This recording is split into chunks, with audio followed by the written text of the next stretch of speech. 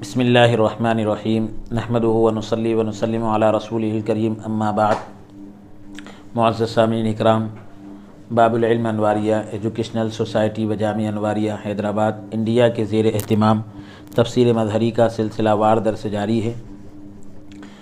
بیات سیدہ کائنات حضرت سیدتنا فاطمۃ الزہرا رضی اللہ تعالی عنہ، سورہ نساء تفسیر مظہری کے اندر سورہ نساء کی آیت نمبر 150 سے آج ہمارے درس کا آغاز ہے. اعوذ باللہ من الشیطان الرجیم، بسم اللہ الرحمن الرحیم.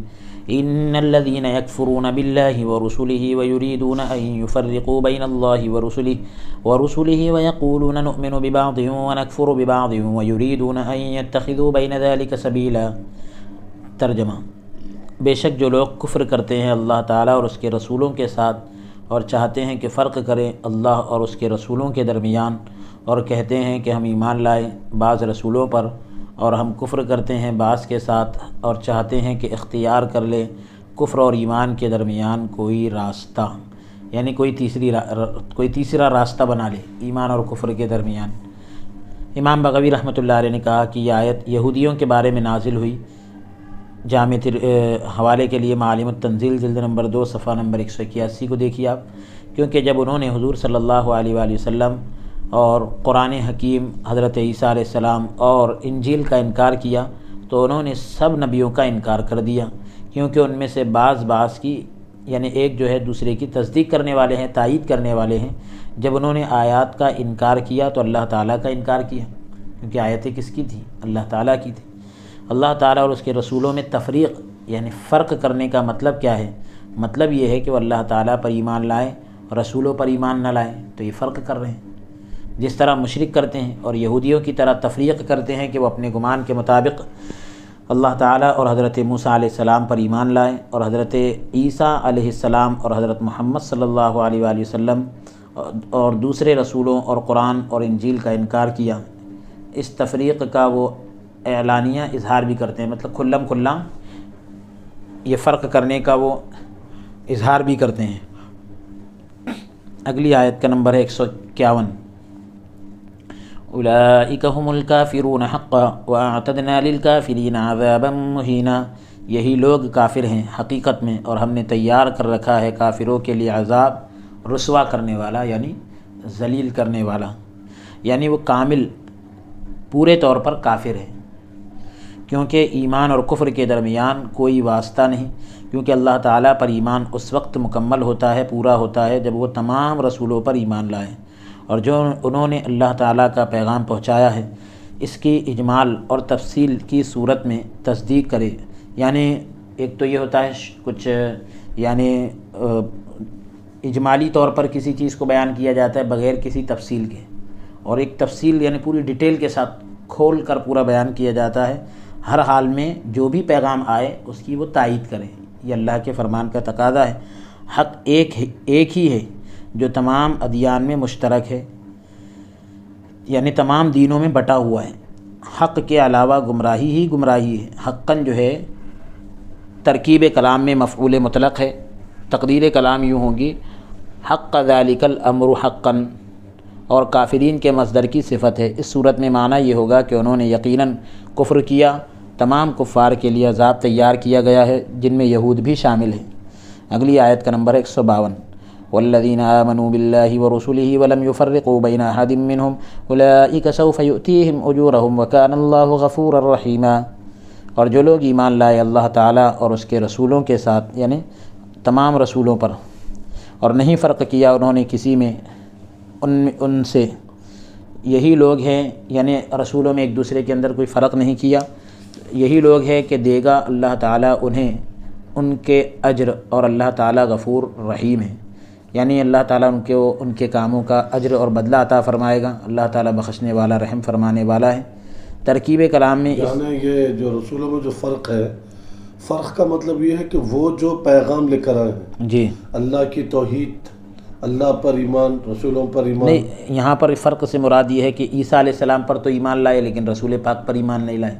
یہودی جو ہے موسیٰ علیہ السلام پر ایمان لائے لیکن عیسیٰ علیہ السلام پر نہیں لائے، تو رسولوں میں فرق کر دینا ہے وہ. جی.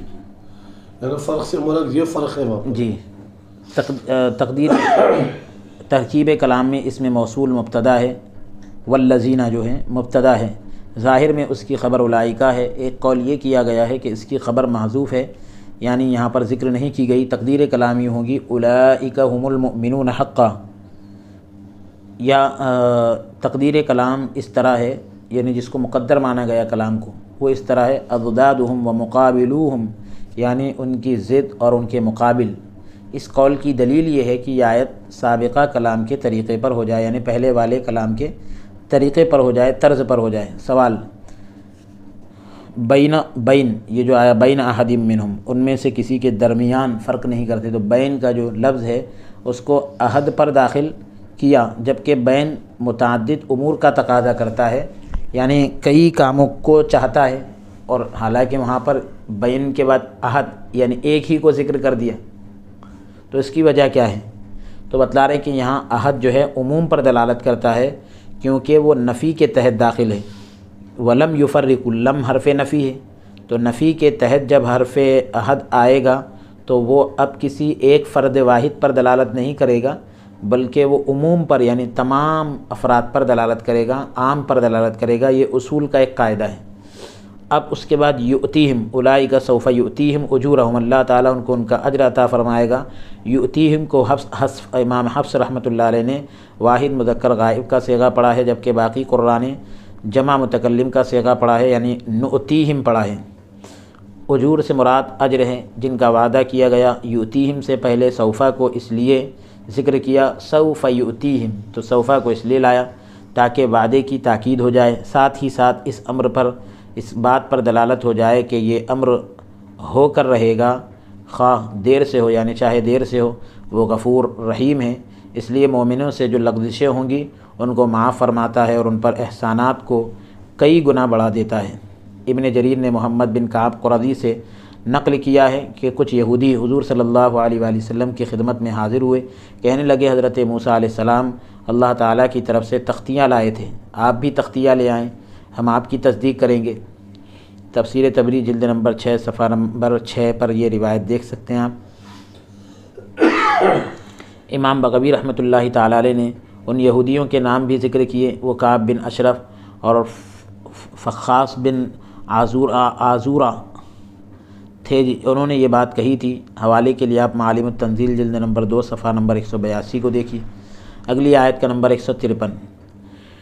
يسألك أهل الكتاب أن تنزل عليهم كتابا من السماء فقد سألوا موسى أكبر من ذلك فقالوا أرنا الله جهرة فأخذتهم الصاعقة بظلمهم ثم اتخذوا العجل من بعد ما جاءتهم البينات فعفونا عن ذلك وآتينا موسى سلطانا مبينا.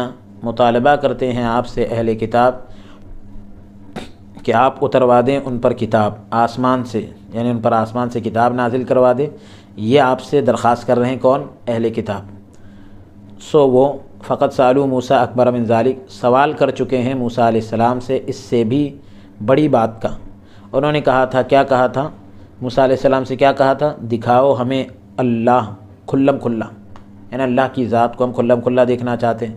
تو پکڑ لیا تھا انہیں بجلی کی کڑک نے بسبب ان کے ظلم کے، یعنی ان کے حد سے زیادہ آگے بڑھ کر بات کرنے کی وجہ سے. پھر بنا لیا انہوں نے بچھڑے کو یعنی اپنا خدا بنا لیا. اس کے بعد کہ آ چکی تھی، اس کے بعد کہ آ چکی تھی ان کے پاس کھلی دلیلیں، پھر بھی ہم نے بخش دیا ان کا یہ جرم، یعنی ان کا یہ خطرناک جرم، اور ہم نے عطا فرمایا موسیٰ علیہ السلام کو واضح غلبہ. یسألک، وہ آپ سے سوال کرتے ہیں. یہ سوال جو ہے بصورت اطاعت نہ تھا، اطاعت کی شکل میں نہیں تھا، بلکہ تحکمانہ اور دخل اندازی کے طور پر تھا، یعنی حاکمانہ تھا. اللہ تبارک و تعالیٰ ایسے سوال پر آیات نازل نہیں فرماتا. ابن جریر نے محمد بن کعب قرظی سے نقل کیا ہے کہ جب اللہ تعالیٰ کا یہ فرمان یسألک اہل الکتابی سے لے کر بہتانا عظیماً تک نازل ہوا تو ایک یہودی آپ کی خدمت میں دو زانو ہو کر بیٹھ گیا اور عرض کیا کہ اللہ تعالیٰ نے آپ پر نہ حضرت موسیٰ علیہ السلام، نہ حضرت عیسیٰ علیہ السلام، اور نہ ہی کسی اور پر کوئی نازل فرمایا. تو اللہ تبارک و تعالیٰ نے یہ آیت نازل کی وما قدر اللہ حق قدری، انہوں نے اللہ تبارک و تعالیٰ کی قدر نہیں کی جس طرح اس کی قدر کا حق ہے۔ یہ پورے جو شان نزول بتلایا گیا تمام خلاصہ تفسیر تبری جلد نمبر 7 صفحہ نمبر 177 پر موجود ہے۔ پھر اس کے بعد بتلایا جا رہا ہے فقالوا ارنا اللہ فقد سالوا موسیٰ اکبر من ذالک، اس سے بھی بڑا سوال کر چکے تھے۔ تو جمع کی ضمیر اہل کتاب کی طرف لوٹ رہی ہے، حکم کی نسبت ان سب کی طرف کی اس حوالے سے کہ سوال ان میں سے ایک سے صادر ہوا۔ سوال تو ایک نے کیا تھا لیکن جمع کی ضمیر لائے کیوں کہ وہ کل 70 افراد تھے جنہیں لے کر حضرت موسیٰ علیہ السلام جبل طور کی طرف یعنی کوہ طور کی طرف تشریف لے گئے۔ اس میں فا جو ہے سببیہ ہے، سبب کے لیے ہے۔ تقدیر کلام یوں ہوگی، اس طرح ہوں گے تقدیری عبارت کہ ان سے اس سوال کو بڑا نہ جانو، کیونکہ انہوں نے حضرت موسیٰ علیہ السلام سے سوال کیا۔ ایک قول یہ کیا گیا ہے کہ یہ فا جو ہے جزائیہ ہے اور شرط مقدر ہے جو انہوں نے آپ سے سوال کیا ہے۔ اگر تم اسے بڑا جانو تو ان کے اسلاف نے بھی سوال کیا تھا۔ انہوں نے جو فضول سوال کیا ہے یہ ان کی پہلی جہالت نہیں، اس سے پہلے بھی یعنی یہ وہ جہالت کر چکے ہیں۔ اس سوال کی وضاحت ہے فقالوا ارنا اللہ جہرتاً، یہ جو ہے اس سوال کی وضاحت ہے۔ انہوں نے جو کہا تھا کہ ہمیں دکھاؤ ہمیں اللہ تعالیٰ کی ذات کو کلم کلا، تو یہ اس سوال کی وضاحت ہے کہ انہوں نے موسیٰ علیہ السلام سے جو سوال کیا تھا تو وضاحت یہی ہے کہ انہوں نے اللہ کو دیکھنے کا سوال کیا تھا۔ جہرتاً یا تو اراءتاً یا رؤیتاً، یہ یعنی اس کی صفت ہے، یعنی یہ مفعول مطلق ہے جو مذکورہ فعل کے مصدر کے الفاظ سے نہیں، یا یہ مجاہرین کے معنی میں ہے۔ اور حال ہے ابو عبیدہ نے کہا اس کا معنی یہ ہے کہ انہوں نے بلند آواز سے کہا کہ اے اللہ ہمیں دکھا، تو آسمان سے نازل ہونے والی آگ نے ان کو ہلاک کر دیا اس سبب سے کہ انہوں نے اپنی جانوں پر ظلم کیا۔ وہ ان کی سرکشی اور ایسا سوال کرنا ہے جو عادت اور حکمت کے خلاف ہے۔ یہ آیت رویت کے ممتنع ہونے کا تقاضا نہیں کرتی، یعنی رویت نہیں ہوگی یہ اس کا تقاضا یہ آیت نہیں کرتی۔ انہوں نے بچھڑے کو معبود بنا لیا، رویت یعنی دیدار، انہوں نے بچھڑے کو معبود بنا لیا، یہ ان کی دوسری جنایت ہے، یعنی دوسرا جرم ہے جس کا ارتکاب ان کے پہلے لوگوں نے کیا، یعنی ان کے پہلے لوگ بھی یہ کام کر چکے تھے۔ بینات آیت میں آیا ہے، بینات سے مراد واضح معجزات ہیں، ہم نے ان کو معاف کر دیا اور انہیں نیست و نابود نہیں کیا۔ یہ انہیں توبہ کی دعوت ہے، یعنی جب ان کے پہلوؤں نے یعنی پہلے لوگوں نے توبہ کی تو انہیں معاف کر دیا، بس تم بھی توبہ کرو تاکہ تمہیں بھی معاف کر دے، یعنی واضح غلبہ عطا کیا موسیٰ علیہ السلام کو، یہاں تک کہ حضرت موسیٰ علیہ السلام نے انہیں حکم دیا کہ وہ اپنے آپ کو قتل کرے، یا اس سے مراد غالب دلیل ہے۔ یہ آپ کے 9 معجزات تھے جو آپ کے مخالفین پر غلبے کے لیے عطا کیے گئے۔ اگلی آیت کا نمبر 154 وَرَفَعْنَا فَوْقَهُمُ الطُّورَ بِمِيثَاقِهِمْ وَقُلْنَا لَهُمُ ادْخُلُوا الْبَابَ سُجَّدًا وَقُلْنَا لَهُمْ لَا تَعْدُوا فِي السَّبْتِ وَأَخَذْنَا مِنْهُمْ مِيثَاقًا غَلِيظًا، اور ہم نے بلند کیا ان کے اوپر طور کو ان سے پختہ وعدہ لینے کے لیے، اور ہم نے فرمایا انہیں کہ داخل ہو جاؤ اس دروازے سے سجدہ کرتے ہوئے، اور ہم نے فرمایا انہیں کہ حد سے نہ بڑھنا سبت میں، سبت کہتے ہیں ہفتے کے دن کو، ہفتے کے دن میں حد سے آگے نہ بڑھنا، اور ہم نے لیا تھا ان سے پختہ وعدہ یعنی پکا وعدہ لیا تھا، تو یہ کہ اس دروازے سے سجدہ کرتے ہوئے جانا اور حد سے آگے مت بڑھنا ہفتے کے دن میں، پکا وعدہ لیا تھا۔ یہاں جو ہے بِمِيثَاقِهِمْ کے اندر جو با ہے وہ سببیہ ہے، یعنی سبب کے لیے ہے، ان کے وعدے کی وجہ سے، یہاں تک کہ وہ اسے قبول کریں، یعنی موسیٰ علیہ السلام کی زبان پر انہیں فرمایا وَقُلْنَا لَهُمْ، ہم نے ان سے کہا، یعنی موسیٰ علیہ السلام کی زبان سے کہلوایا، جبکہ طور ان پر سایہ کیے ہوئے تھا، جو پہاڑ تھا ان کے اوپر بالکل منڈلا رہا تھا، سایہ کر رہا تھا۔ بیت المقدس کے دروازے میں سر جھکاتے ہوئے داخل ہو جاؤ، اللہ نے فرمایا۔ حضرت داؤد علیہ السلام کی زبان پر بھی یہ احتمال ہو سکتا ہے کہ یہ قول، یعنی یہ اندیشہ ہے کہ یہ قول بھی حضرت موسیٰ علیہ السلام کی زبان پر ہے، جب پہاڑ ان پر سایہ کیے ہوئے تھا، کیونکہ سبت یعنی ہفتے کے بارے میں حکم نازل ہوا تھا، لیکن اس بارے میں حدود یعنی حد سے تجاوز یعنی آگے بڑھنا اور اس کی سزا جو ہے مسخ کرنا یعنی چہرے بدل دیے جانا، یہ حضرت داؤد علیہ السلام کے زمانے میں ہوا، چہرے بدل دیے جانا۔ ورش ایک امام ہیں قرات کے، انہوں نے لا تعدو، تو لا تعدو کو عین کے فتحہ یعنی زبر اور دال کی تشدید کے ساتھ پڑھا ہے، لا تعدو، یا یوں کہ لا تعدو یا لا تعدو، عین کے فتحہ اور دال کی تشدید کے ساتھ پڑھا ہے۔ قالون نے عین کی حرکت میں اخفاء اور دال کی تشدید کے ساتھ پڑھا ہے۔ اصل میں یہ تعتدو تھا، تا کو دال میں مدغم کر دیا گیا یعنی ملا دیا گیا۔ قالون قرات کے امام ہیں، ان سے ایک نص یعنی ایک دلیل عین کے سکون کے ساتھ آئی ہے یعنی جزم کے ساتھ۔ باقی قراء کے نزدیک قرات جو ہے عین کے سکون اور دال کی تخفیف کے ساتھ ہے، یعنی تخفیف سے مراد یہاں پر بغیر تشدید کے، لا تعدو، لا تعدو نہیں، لا تعدو، عین پر جزم اور دال پر تشدید نہیں آئے گی۔ تو زیادہ تر حضرات کی یہی قرات ہے، ہم بھی حفص کی قرات کے مطابق اسی طرح پڑھتے ہیں۔ یعنی تم مچھلیاں قتل کر کے اپنی جانوں پر ظلم نہ کرو، لا تعدو فی السبت، ہفتے میں آگے نہ بڑھو، یعنی مچھلیوں کو مار کر اپنی جانوں پر ظلم نہ کرو۔ یعنی پھر اس کے بعد اللہ تبارک و تعالیٰ نے فرمایا وَأَخَذْنَا مِنْهُمْ مِيثَاقًا غَلِيظًا، یعنی تورات کا حکم قبول کرنے اور ہفتے کے دن خلاف ورزی نہ کرنے کے بارے میں پختہ وعدہ کیا، یہاں تک کہ انہوں نے کہا کہ ہم نے حکم سنا اور ہم نے اطاعت کی۔ اگلی آیت کا نمبر 155۔ یعنی یہ حضرت موسیٰ علیہ السلام کی قوم کا واقعہ ہے یہ؟ جی جی، اب تو مچھلی کو قتل کرنا اور اس کو ذبح کر کے کھانا، جی مطلب جو طریقہ ہے مچھلی کھانے کا، جی جی، اس طریقے سے کھانا بالکل جائز ہے، بالکل جائز درست ہے، ہے۔ بالکل جائز ہے۔ اگلی آیت کا نمبر 155۔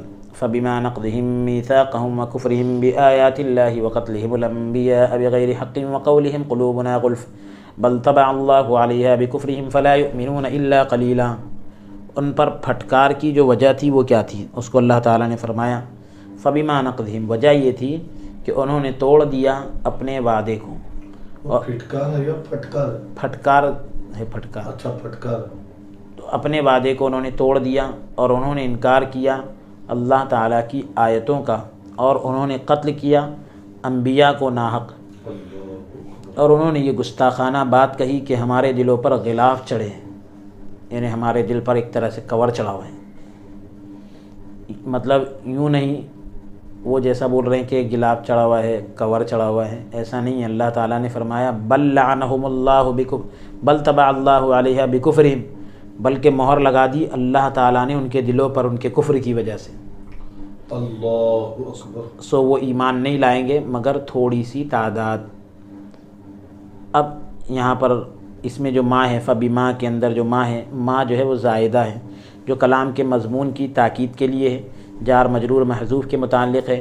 تقدیر کلام یوں ہوگی، اس طرح ہوگی فخالفوا حکم التوراتی، انہوں نے تورات کے حکم کی مخالفت کی، ونقضوا المیثاق، وعدے کو توڑ دیا، ففعلنا بہم ما فعلنا، تو ہم نے ان کے ساتھ کیا جو ہم نے کیا، ولعناہم بسبب نقضہم، اور ہم نے ان پر لعنت کی ان کے وعدہ توڑنے کی وجہ سے، یعنی وعدہ توڑنے کی وجہ سے ہم نے ان پر لعنت کی، یعنی ان کو اپنی رحمت سے دور کر دیا۔ یہ بھی جائز ہے کہ یہ حرمنا کے متعلق ہو، اور اللہ تبارک و تعالیٰ کا فرمان فَبِظُلْمٍ مِّنَ الَّذِينَ هَادُوا، فَبِمَا نَقْضِهِمْ سے بدل ہے، لیکن یہ اس صورت میں فا کا تکرار یعنی فا کو ریپیٹ کرنا لازم آئے گا۔ یہ بھی جائز ہے کہ فا عاطفہ ہو، عطف کے لیے ہو، اس صورت میں اسے بدل بنانے کی ضرورت نہیں۔ یہ بھی ممکن ہے کہ فَبِمَا نَقْضِهِمْ جو ہے ظرف مستقر ہو اور مبتدا محذوف کی خبر ہو، اور با فی کے معنی میں ہو۔ تقدیر کلام اس طرح ہوگی فَهُمْ فِي نَقْضِهِمْ، وہ وعدہ جو انہوں نے حضرت موسیٰ علیہ السلام کے ساتھ کیا تھا، اس طرح سے ترجمہ کیا جائے گا۔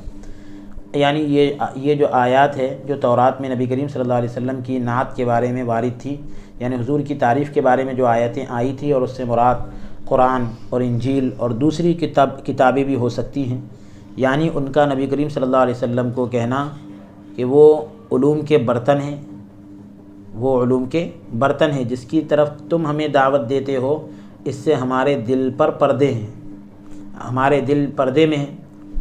حقیقت اس طرح نہیں تھی بھئی، یعنی وہ یہ کیا سمجھ رہے تھے کہ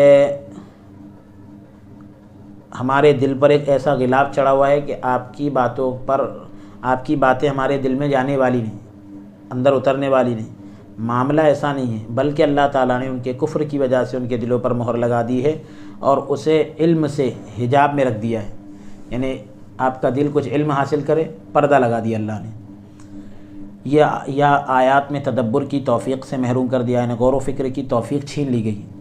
ایک صورت میں قلیلاً ایمان نہیں لائیں گے مگر تھوڑے، تو قلیلاً مفعول مطلق ہے اور ایمان کی صفت ہے، یعنی ایسا ایمان جس کا کوئی شمار نہیں۔ یہ کتاب کے کچھ حصے اور بعض رسولوں پر ایمان ہے، یا اس کا معنی ہے ان میں سے بہت تھوڑے سے ایمان لائیں گے، اور جس طرح عبداللہ بن سلام اور ان کے ساتھی۔ ایک قول یہ کیا گیا ہے کہ اس کا معنی یہ ہے کہ وہ تھوڑا یا زیادہ ایمان نہیں لائیں گے، مراد جو ہے مطلق نفی ہے۔ اگلی آیت کا نمبر 156، وَبِكُفْرِهِمْ وَقَوْلِهِمْ عَلَى مَرْيَمَ بُهْتَانًا عَظِيمًا، اور ان کے کفر کے سبب اور مریم علیہ السلام پر بہتان عظیم باندھنے کے سبب، یعنی بڑا ان پر جو بہتان باندھا ہے انہوں نے مریم علیہ السلام پر، تو اس وجہ سے اللہ تبارک و تعالیٰ نے ان کے اوپر جو سزا لکھی ہے وہ انشاءاللہ اس کو ذکر کیا جا رہا ہے، یعنی حضرت عیسیٰ علیہ السلام کے انکار کرنے کی وجہ سے بقولہم کا عطف بکفرہم پر ہے۔ یہاں با کو مکرر اس لیے دوبارہ اس لیے ذکر کیا تاکہ معطوف اور معطوف علیہ میں جدائی ثابت ہو جائے۔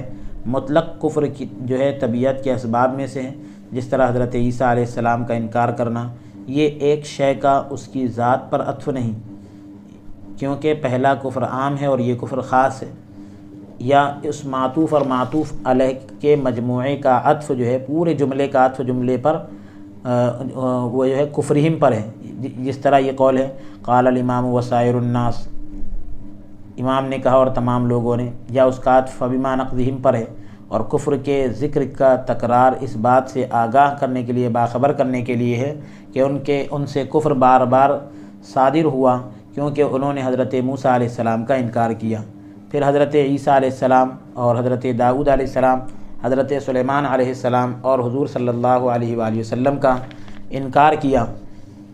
یا یہ کہا جائے کہ مجموعہ کلام کا، یعنی پورے کلام کا مجموعہ کلام پر عطف ہے، ایک جملے کا ایک جملے پر جیسا عطف ہوتا ہے، پورے کلام کا کلام پر عطف ہے، اس لیے کوئی تکرار نہیں۔ بہتان عظیم سے مراد ان کا حضرت مریم کی طرف بدکاری کی نسبت کرنا ہے، نعوذ باللہ من ذالک۔ اگلی آیت کا نمبر ہے 157، وَقَوْلِهِمْ إِنَّا قَتَلْنَا الْمَسِيحَ عِيسَى ابْنَ مَرْيَمَ رَسُولَ اللَّهِ وَمَا قَتَلُوهُ وَمَا صَلَبُوهُ وَلَكِنْ شُبِّهَ لَهُمْ وَإِنَّ الَّذِينَ اخْتَلَفُوا فِيهِ لَفِي شَكٍّ مِّنْهُ مَا لَهُم بِهِ مِنْ عِلْمٍ إِلَّا اتِّبَاعَ الظَّنِّ وَمَا قَتَلُوهُ يَقِينًا بَل رَّفَعَهُ اللَّهُ وَمَا قَتَلُوهُ يَقِينًا تک کے ابھی اس کو سماعت کرے آیت نمبر 157۔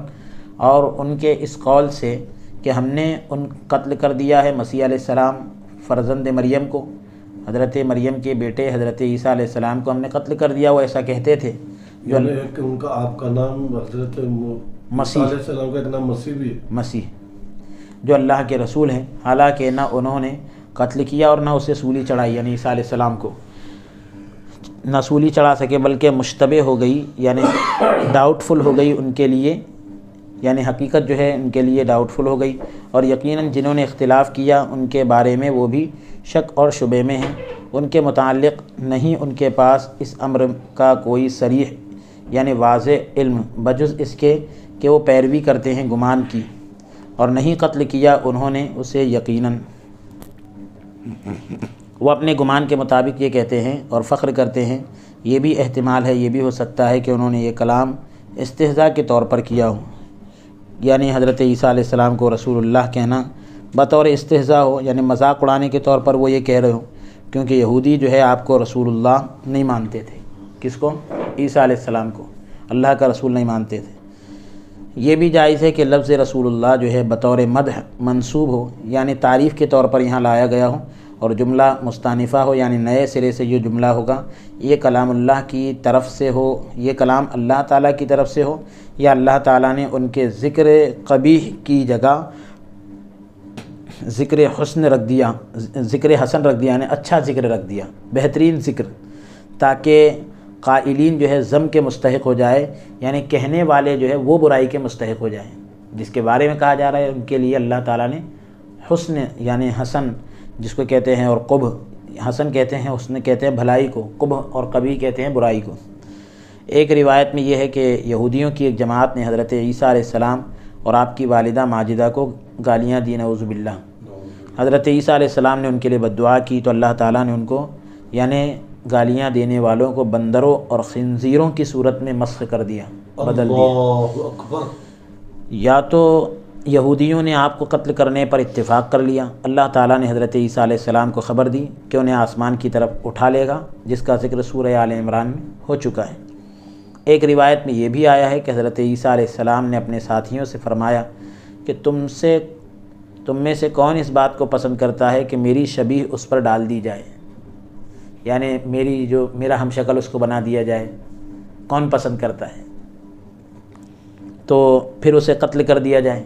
تم میں سے کوئی ایسا چاہتا ہے کہ میری جو شکل ہے اس کے اندر منتقل ہو جائے، وہ میرے جیسا دکھے، اور پھر اس کو قتل کر دیا جائے؟ تم میں سے کون پسند کرتا ہے؟ تو اور سولی پر لٹکا دیا جائے اور جنت میں داخل کر دیا جائے۔ آپ کے اصحاب میں سے ایک آدمی اٹھا، اللہ تعالیٰ نے اس پر حضرت عیسیٰ علیہ السلام کی شبیہ ڈال دی، شباہت، بالکل ویسا ہی دکھنے لگا وہ۔ اسے قتل کر دیا گیا، سولی پر لٹکا دیا گیا۔ امام نسائی نے حضرت ابن عباس رضی اللہ تعالیٰ عنہما سے اسی طرح نقل کیا ہے۔ اب وہ لوگ یہ سمجھ رہے تھے ہم نے عیسیٰ علیہ السلام کو سولی پر چڑھا دیا، حالانکہ وہ ان کی شباہت والا ایک آدمی تھا۔ پھر اس کے بعد بتلا رہے ہیں کہ اسے قتل کر دیا گیا، سولی پر لٹکا دیا گیا۔ امام نسائی نے حضرت ابن عباس رضی اللہ عنہما سے اسی طرح نقل کیا ہے۔ ایک اور روایت میں ہے، امام بغوی نے ذکر کیا کہ اللہ تعالیٰ نے آپ کی شبیہ اس خادم پر ڈالی تھی جس نے یہودیوں کو آپ کے متعلق بتایا تھا۔ اور یہ پورا حوالہ معالم التنزیل جلد نمبر 2 صفحہ نمبر 184 سے لیا گیا۔ کیا بولے؟ یعنی جس نے یہودیوں کو آپ کے بارے میں بتایا تھا اس خادم پر ہی آپ کی شبیہ ڈال دی گئی تھی۔ اچھا، ڈال دی گئی تھی۔ پھر وہ حضرت موسیٰ علیہ السلام کی شبیہ جو ہے وہ اس کو جو ہے دی جائے اور پھر اسے قتل کیا جائے، اسے سولی پہ چڑھایا جائے گا اور اسے جنت میں بھی داخل کیا جائے گا، بولے نا؟ جنت میں داخل کیا جائے گا، یہاں تک کہ یہ بات تھی۔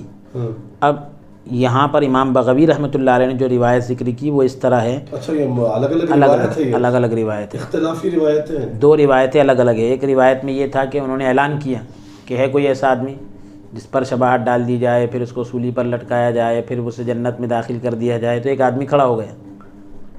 اب اس میں اتنا ہی ذکر ہے کہ ایک آدمی کو قتل کر دیا گیا، سولی پر لٹکا دیا گیا، جنت میں داخل کر دیا گیا کا تذکرہ نہیں ہے۔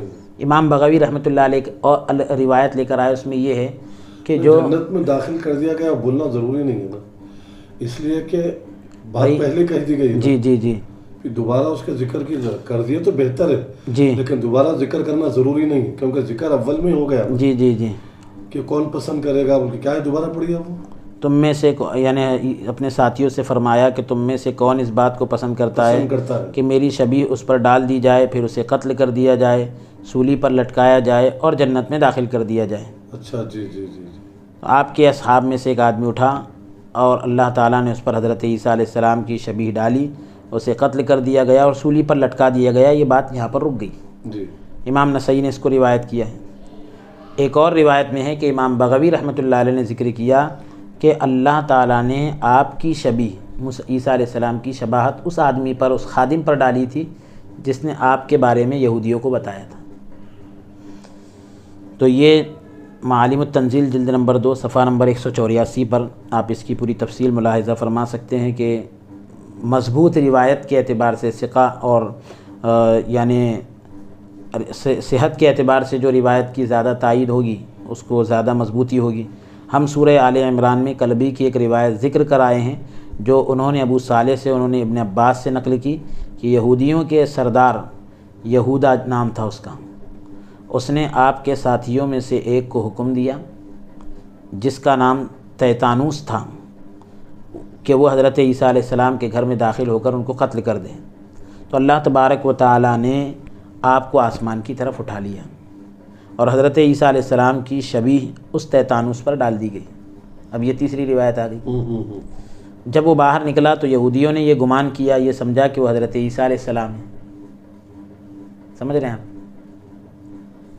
تو یہ روایت اور اوپر والی روایت ملتی جلتی ہے۔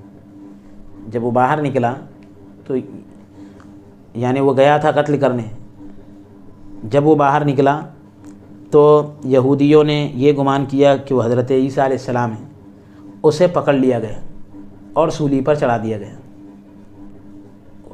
جو قتل کرنے گیا تھا اس کو ہی پکڑ کے سولی پر چلا دیا گیا۔ یہ روایت معالم التنزیل جلد نمبر 1 صفحہ نمبر 475 پر موجود ہے۔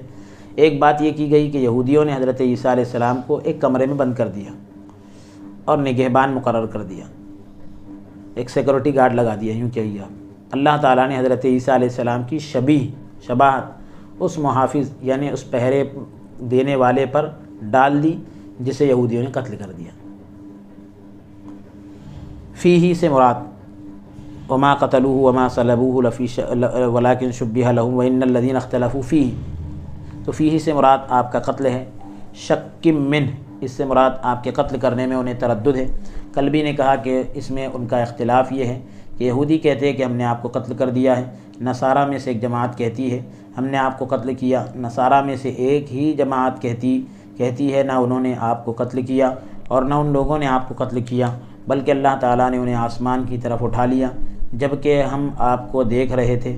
ایک قول یہ کیا گیا ہے کہ اللہ تعالیٰ نے حضرت عیسیٰ علیہ السلام کی شبیہ تیتانوس کے چہرے پر ڈال دی تھی، آپ کے جسم پر نہیں ڈالی تھی، اس وجہ سے انہوں نے اختلاف کیا۔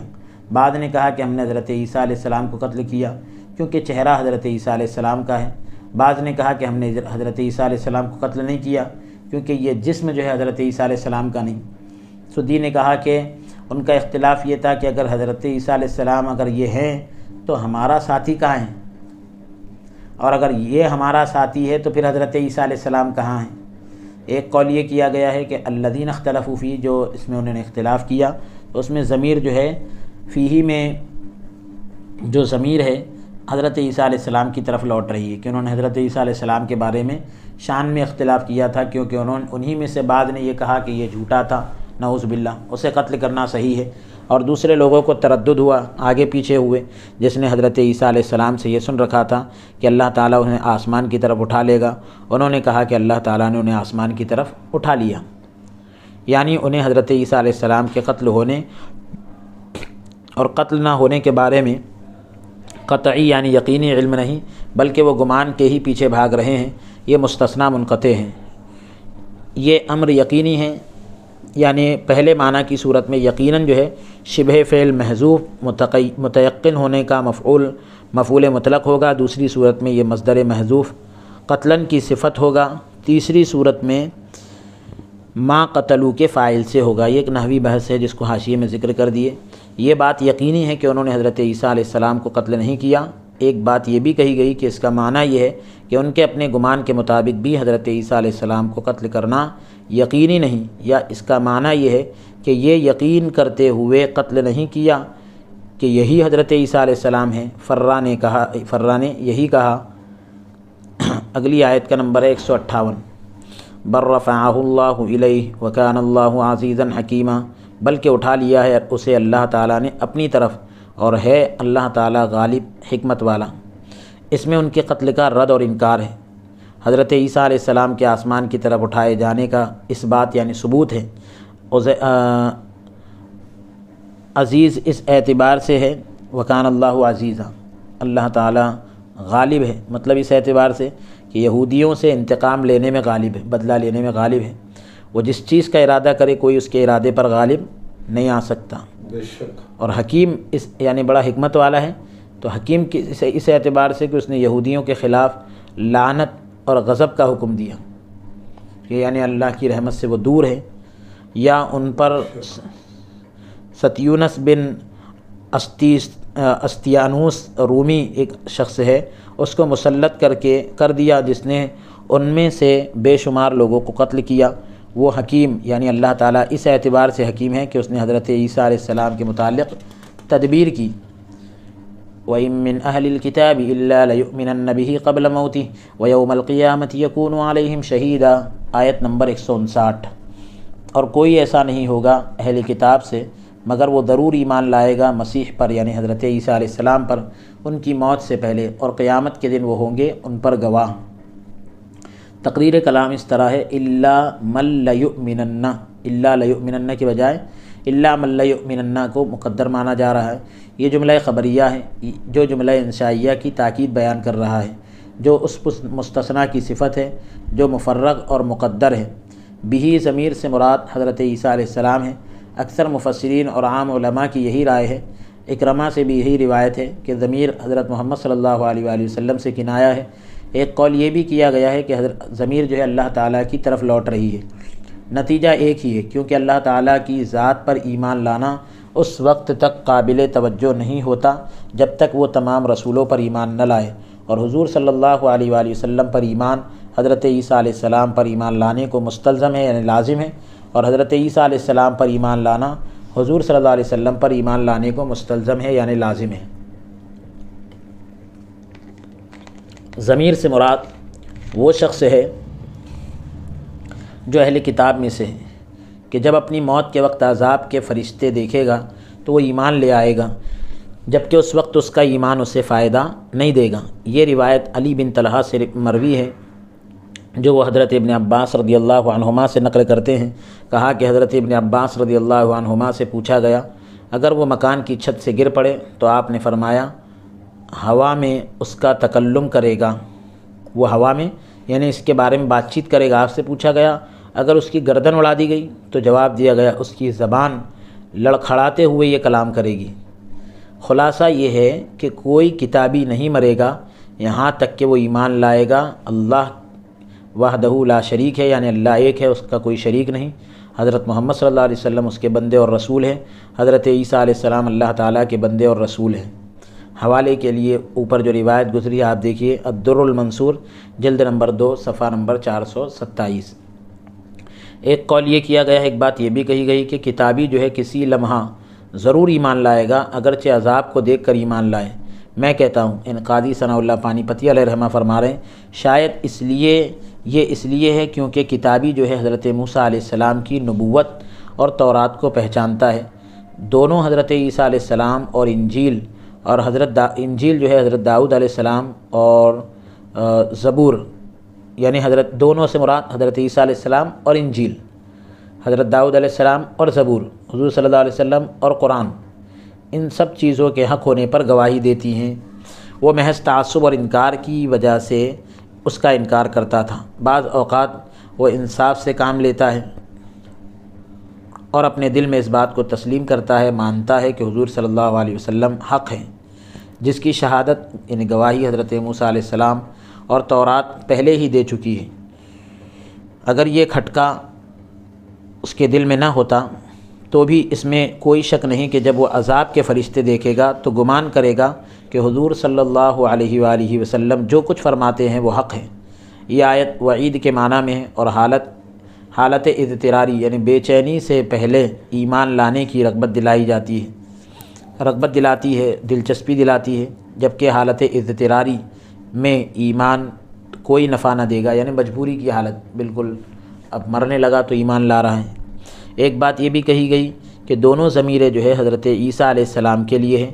اس صورت میں اس کا معنی کیا ہوگا کہ جب حضرت عیسیٰ علیہ السلام آسمان سے اتریں گے تو تمام امتوں کے لوگ آپ پر ایمان لائیں گے۔ کسی بھی دین کا پیروکار یعنی پیروی کرنے والا ایسا نہ ہوگا جو ایمان نہ لائے، یہاں تک کہ ایک ہی ملت رہ جائے گی جو ملت اسلام ہے۔ یہ تعویل حضرت ابو ہریرہ رضی اللہ تعالیٰ عنہ سے روایت ہے۔